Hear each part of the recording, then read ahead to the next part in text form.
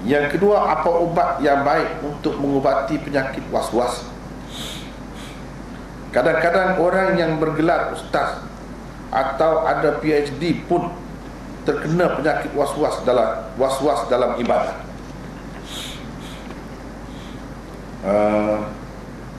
Salah satu ubat dia lah yang disebut oleh ulama, baca muawwidzatain, amalkan bacaan muawwidzatain, qul a'udzu birabbil falaq, qul a'udzu birabbin nas, sampai akhir. Itu salah satu. Yang kedua, bagi saya, pada pendapat saya, nak menghilangkan penyakit was-was ni, dia kena terbuka dalam mazhab, kena terbuka, kena belajar hadis, dia akan selesai masalah. Belajar hadis, dia akan selesai. Tak ada lah was-was itu. Sebab kita kata kalau ia pun tak apa. Misalnya, aku niat ke tadi mandi junub,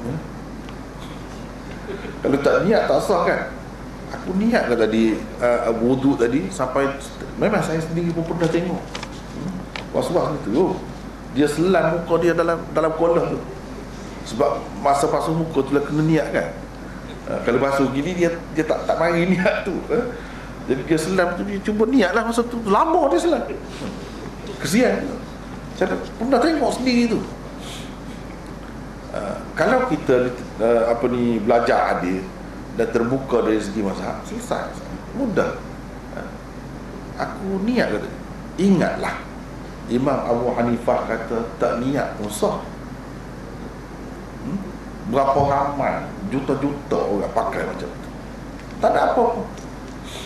Kita tu sibuk buat masa, oleh kerana kita ni ada penyakit elok, kita pakai yang tu. Kemudian kita nak pakai yang ni pula, tak apalah, itu cerita lain. Untuk mengubah sekurang-kurangnya, ini penawar. Mandi junub sama juga. Niat ke tidak? Ya, jadi dia penyakit was-was kan? Macam mana Ustaz, dia dah mandi lah, macam dia kata tak niat. Itulah masalahnya. Tak boleh lah, pasal kena niat kan? Dia kena niat. Begitu dia niat. Sebab ayalah, kita kata begitulah senang kan? Tapi bagi dia tak boleh tu. Jadi dia kena ingat, mazhab Hanafi tak ada niat mandi junub, mandi wajib, dia sah. Pakai yang itu. Dia nak mari lagi, mari. Sibuk lagi. Tak jadi apa tu. Barulah syaitan tu tersengit saja.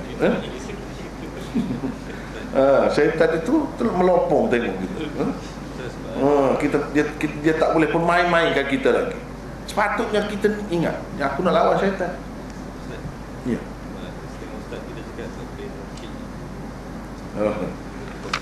Iyalah.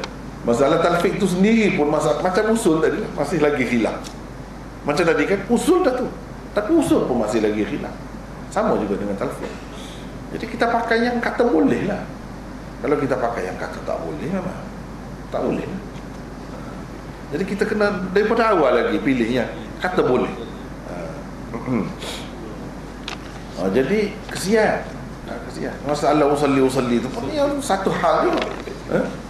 Kuat usalli tu, berapa kali dia takak cepat tu tak dapat. Tetapi bila imam tu, yang peliknya, bila imam tu rokok tu nak bangun, dia dapat pula. Orang lain semayang ke Ustaz? Itulah. Sekali saya nak semayang kan, orang lain semayang kan. Itulah. Jadi benar-benar bagi saya, penawar yang terbaik ialah bersikap terbuka. Ambillah mazhab lain dalam masalah. Kalau kita kata kita ni jenis apa ni orang kata penyakit besar, keluar air kencing tu sikit-sikit, keluar air kencing tu sikit-sikit. Mungkin kalau ikut mazhab Syafi'i pun dia tak apa, cumanya dia itu sikit, susah sikit. Kalau mazhab Malik ataupun Bukhari, tak kisah. Tak kisah, keluar banyak pun tak jadi apa, tak batal air sembahyang tu. Sembahyang pun sah. Tak najis, dia tak kira najis sebab itu penyakit. Najis ni kalau keluar mengikut cara biasa. Ini sudah penyakit. Orang biasa yang sihat tidak macam itu. Dia kira yang keluar melalui saluran itu menurut cara biasa, mengikut dalam keadaan kita sihat. Kalau kita sakit, tak. Berapa ramai orang terkentut, terkentut, selalu terkentut, tak boleh nak kawal. Macam lulus gitu. Berapa ramai macam tu. Jadi susah juga tu. Banyak perkara lah yang susahnya nak sembahyang. Kemudian kalau nak mengaji Quran, baca sikit, oh dah batal air sembahyang, pergi ambil air sembahyang pula. Lepas tu terkentut pula, pergi ambil air sembahyang pula. Lama-lama pakai tak baca tu malas. Itu jadinya. Kita cuba ambil, sebenarnya kadang-kadang syaitan dia ambil kesempatan daripada benda-benda macam inilah. Itulah syaitan yang bernama was-was tu. Ada syaitan bernama was-was. Dia ambil kesempatan daripada benda macam ni. Sebenarnya dia tak mahu kita baca Quran. Dia buat, ambil kesempatan. Dia timbulkan, kamu kalau tidak berdosa, kamu tak boleh begini. Lama-lama kita tak baca Quran, dia suka. Sebab itu cuba kita ambil yang menyebabkan dia sedih. Dia menangis. Sebab syaitan ni dia menangis juga, dia sedih juga. Dia lari, dia sedih, dia kurus. Dia kurus juga. Duduk dengan orang yang kuat, orang yang boleh lawan dia lemah. Jadi cuba kita buat begitu. Bagi saya, penawar was-was yang paling baik ialah bersikap terbuka dalam masalah-masalah macam ni. Kita kena ingat berapa juta orang yang duduk pakai macam tu. Tak ada apa-apa. Senangnya kita tengok. Ini kenapa kita jadi susah? Kita tengok pergi luar negara, dia sebenarnya Allah sudah. Kita ni rata-rata berapa ramai yang macam tu. Berapa puluh kali takbir pun tak jadi.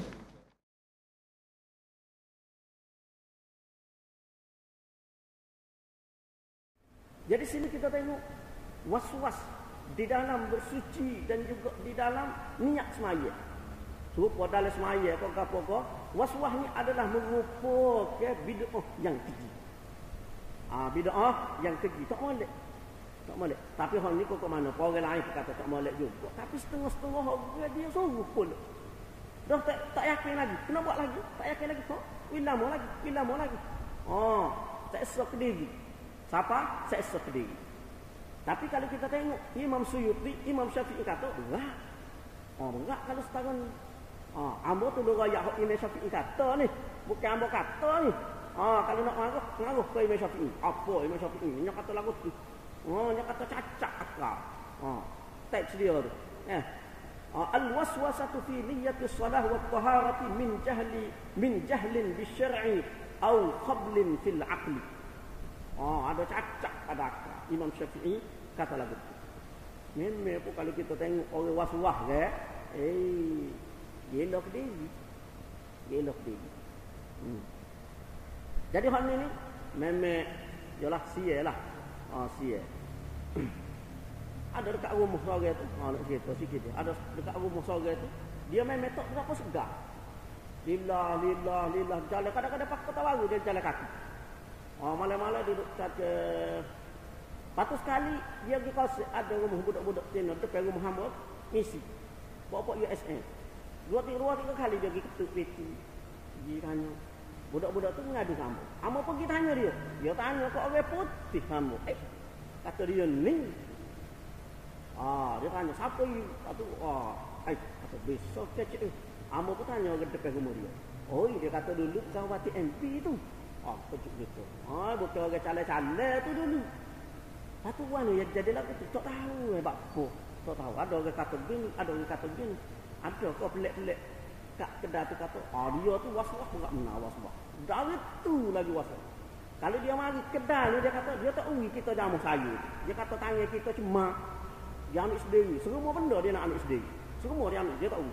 Kalau dia kata dia nak apa dia tanya, mana? Kita tunjuk dia pergi ambil. Kali kita ambil, tangan kita cuma dia kata. Was-was memang cukup kuat. Takut kita juga dah. Boleh jadi. Tak mustahil. Sebab ada lagi orang lain. Ramai dah kita dengar. Jadi nyanyi. Nyanyi siap. Amo sampai kecil-kecil dulu amo duduk terawih. Jadi tu imam terawih. Salah satu masjid dekat Nilai Puri tu. Tiap-tiap hari kita turun nak sahur. Adalah sore. Cikgu muda lagi. Duduk ambil air semaya. Kita tu nak sahur. Kita tu baru bangun sahur, baru bangun tidur. Kita bangun dia nak ambil semaya. Kita gosok gigi, masuk bilik air, gotu goni, makan siap apa dah. Orang best subuh, kita tu nak semaya subuh. Dia tak sudah lagi ambil semaya. Tak sudah lagi. Duk kalah tu.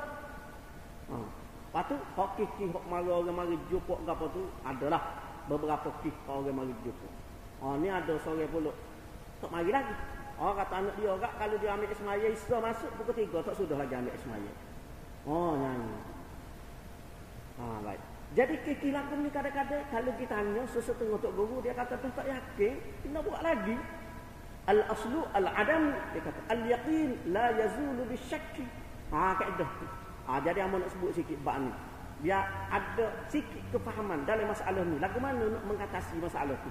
Sebab masalah ni masalah besar juga. Menyebabkan orang jadi cemuh dengan ibadat. Tengah-tengah tu semaya tak sudah. Semaya tak sudah. Dia sudah semaya pun, dia tak sudah juga semaya. Dia misalnya pun, cukup pada rakaat aku buat biar 10 dah tu. Tak sudah. Tak sudah. Jadi antara punca masalah, sebab kalau dia pergi tanya sesetengah Tok Guru kata, dah tak yakin kan? Kena pergi hak yakin lah. Idza syakka ahadukum fi salatihi asalla 3 am 4 falyabni ala mastayqana. Bila mana seseorang syak dalam semaya dia semaya 3 ke 4 dia kena bina atas hak dia yakin. Hak yakin berapa? 3. Hak tak yakinnya 4. Pergi hak 3 hak yakin. 3 bangunlah pula dia. Lepas tu turun pula. Lepas tu bangun pula. Lepas tu turun pula. 3 4 3 pula. Lepas tu naik pula. Lepas tu turun pula. 3 4 3 pula. Sudah 10 rakaat pun misalnya tak boleh dah cemuh. Misalnya dia main 3 dah. Padahal 10 dah. Padahal 10 dah. Kih lagu ni memang apa pernah hadapi. Bukan lah. Mana orang mari jumpa dengan kita. Kalau dia tak ada semaya Jumaat di masjid, sudah. Mengamak kadang-kadang nak budak rakaat pertama dengan tak imam. Kalau tak ada rakaat pertama kata imam dah masuk, sudah. Dia pergi tak imam rakaat dah, dia pun kelik selalu. Kalau tidak enggak lepas tak imam misalnya dia bangun tak sudah. Kelih orang. Kekek turun. Jangan. Rabuk susah. Ditanya, kena benar atas hak yakin, letak atas hak yakin. Tu. Pergi hak tu. Begitu juga ambil air semaya. Sudah nak basuh sapu kepala dah, basuh kaki dah teringat. Muka basuh ke tak tadi. Kita tanya, Tok Guru kata al-aslu al-adamu. Asal dia ni tak buat. Hak tu asal. Antara buat dengan tak buat, hak mana asal? Asal dia tak buat. Pergi hak asal. Tak buat. Basuh muka pula. Basuh muka, basuh tangan. Siapa nak basuh kaki tinggal pula. Basuh ke muka tadi Lepas tu asal dia tak buat. Tak basuh pula. Basuh muka pula. Tu yang jadi berjejer tu ambil air semaya. Bapa kaedah. Kena ingat. Dia kaedah fiqh ni dia ada pengecualian daripada kaedah. Tu. Kalau kita tengok dalam kitab-kitab qawaid fiqh hak besar kita akan jumpa hak tu. Seperti contoh dalam masalah ini. Amu petik 2 syair yang terdapat di dalam kitab Al-Fawaidul Jaliyah. Salah satu daripada kitab kaedah fiqh yang besar dalam mazhab Syafi'i. Dalam tu dia kata apa? Warajjihiz zahira fil asahima kana qawiyan bil ribati wasima. Dia kata apa? Tarjihkan yang zahir daripada yang asal. Bila mana yang zahir itu disokong, lebih kuat disokong, diikat dengan beberapa tanda. Zahir dengan asal. Kita semaya, kita kata 4 rakaat. Biasa orang semaya 4 rakaat. Siapa ada 10 minit? Hak biasalah. Kalau hak juru tu tak sekira lah. Dia semaya sore, semaya zuhur pun dia baca dekat setengah juz. Tu lain cerita lah. Hak tu hak umum kebanyakan kita. Kalau semaya 4 rakaat, siapa ada 10 minit? Tak siapa 5 minit pun. Berkali tak siapa deh. Berkalinya tak siapa 5 minit. 5 minit.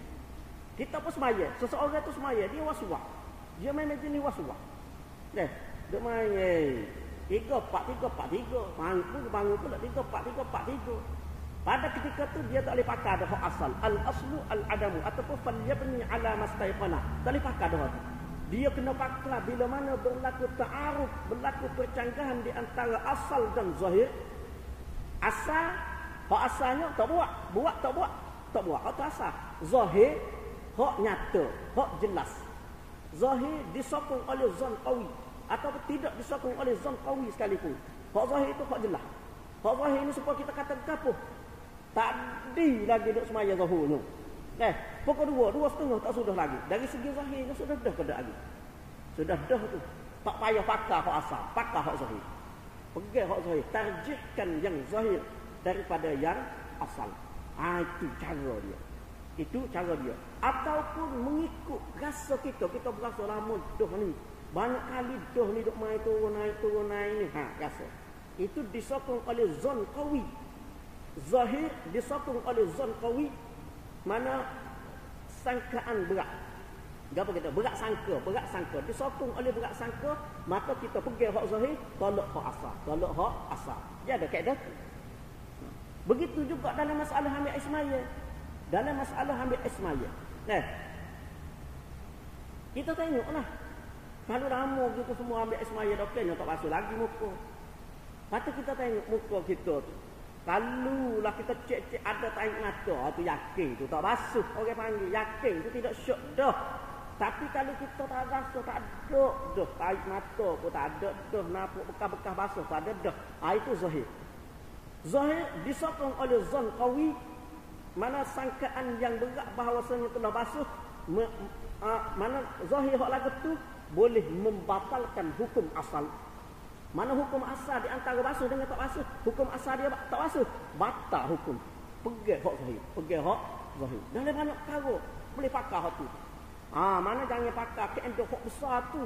Memang kaedah besar dia ni al-yaqin la yazulu bisyakki. Hak tu kaedah utama. 5 kaedah besar dalam kaedah fiqh. Hak tu hak sana. Memanglah hak tu hak asal. Tapi bawah dia tu ada lagi perincian dia. Seperti hak ni. Idza ta'arada bainal asli wal-zahir rajjih al-zahir idza wusima bindibatin wusima bindibatin. Gitu lebih kurangnya. Mana bila mana bercanggah di antara asal dan zahir, tarjihkan, kuatkan yang zahir bila mana disokong dengan sesuatu tanda. Jadi kalau ada waktu tidak berlaku waswas. Tidak berlaku. Boleh hilang waswas dengan cara lagu. Dan juga berdasarkan kaedah yang lain juga, hak duduk bawah tu tapi dikecualikan. Seperti dalam syair tu juga dia kata, fawaidu wa rubbamal yaqinu zawaluhu bisyakki yastabinu. Beberapa faedah. Kadang-kadang yakin hilang disebabkan oleh syak. Itu nyata ada. Ni pengecualian. Asal dia memang kita kena yakin dulu. Al-yaqin la yazulu bisyakki. Tetapi di dalam sesetengah kes, syak boleh menghilangkan yakin. Bila mana berlaku pertembungan di antara syak dengan yakin, maka didahului syak, bukan didahului yakin. Di dalam sesetengah keadaan. Seperti dialektik ambil ismaya sana. Dialektik ambil ismaya. Seseorang yang ambil ismaya, bila mana dia nak masuk kaki, dia was-was. Basuh kedok muka. Pada ketika tu pegang kaedah ni. Dan juga kaedah selaginya, bila mana seseorang itu sampai kepada satu kedudukan, maka yang sebelumnya telah selesai. Seperti contoh kalau seseorang itu dia nak basuh kaki, hak basuh muka tadi beres. Kecuali kalau pastilah ada tarik mata, ada tepek tu, tu tidak syok tu. Tapi kalau tak ada tanda-tanda tu, hak sebelum dia beres. Supaya juga semaya. Kalau kita duduk dah di tahiyat, duduk di tahiyat, hak sebelum tu kalau teringat beres. Rasa cara. Itu cara nak menghindarkan was-was. Jadi sebab apa? Sebab sini kita kena ingat ni kata-kata Imam Asy-Syafi'i ni. Imam Syafi'i kata lagu ni. Jangan kita tergolong dari dalam golongnya ya dikata oleh Imam Syafi'i siapa kau perikat ni. Jangan. Nyanyo. Imam Syafi'i kata begini semua lah. Kita kena perabak lah. Cara perabak itu antara dia. Itu antara dia. Kaedah-kaedah yang terdapat di dalam qawaid fiqh. Baik. Itu selingnya.